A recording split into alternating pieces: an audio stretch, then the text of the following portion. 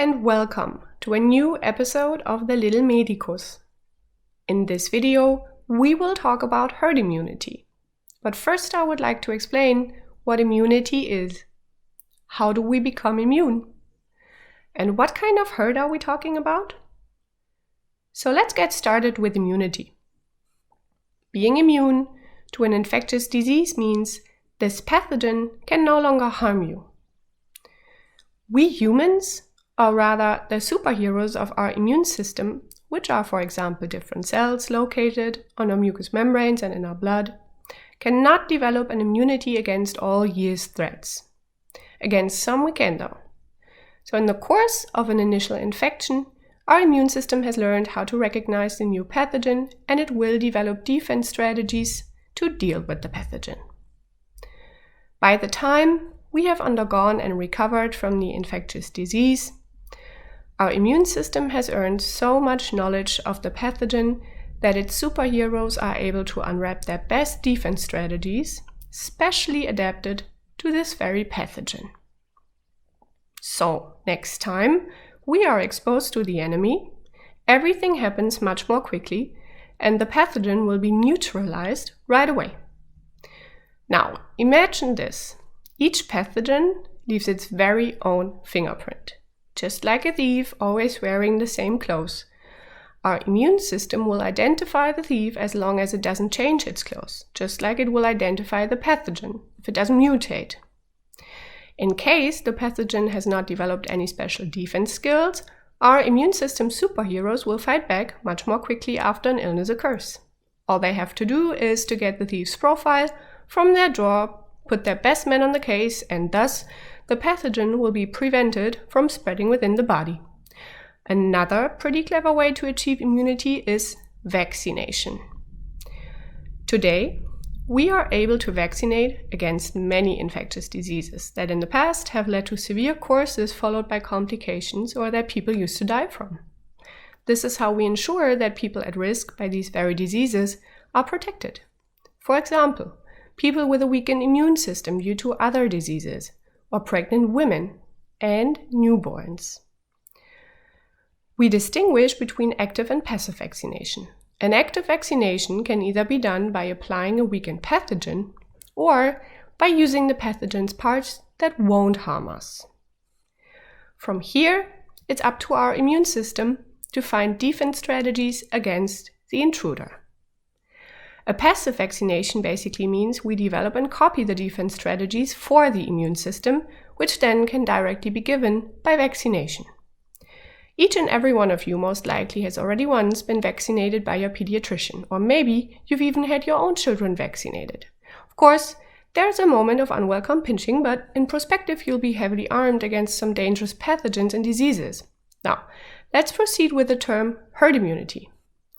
In the literal sense, herd immunity does not refer to the individual itself, but more so to the whole herd, meaning a whole society, for example, a whole country. One may speak of existing herd immunity if an infectious disease cannot spread that easily.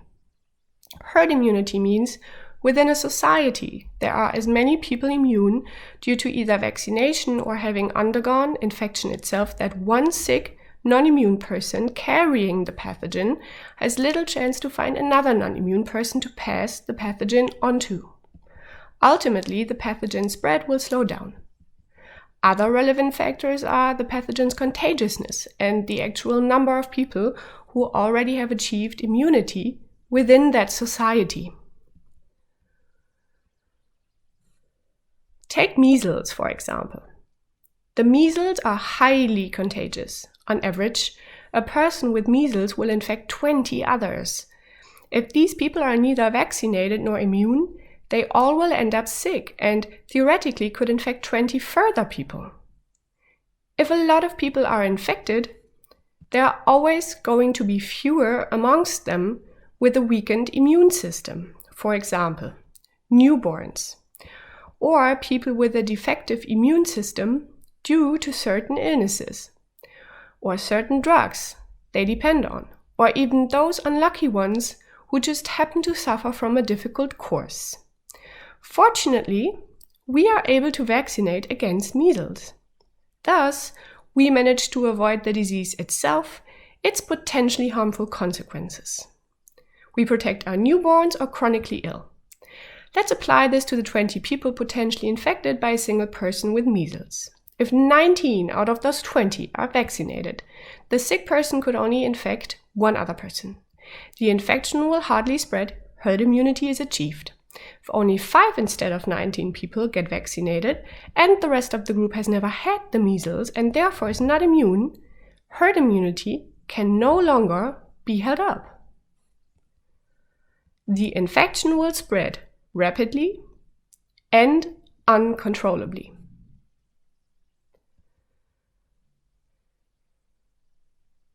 So, let's apply this to the coronavirus.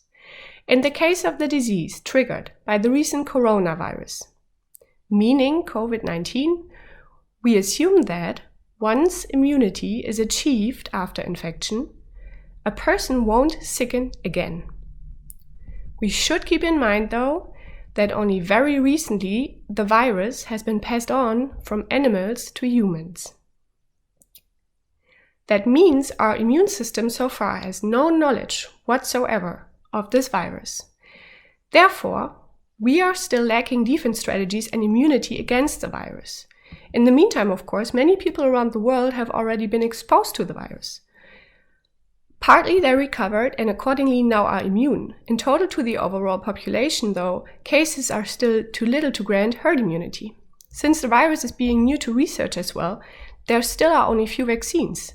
Developing such a vaccine is quite complicated.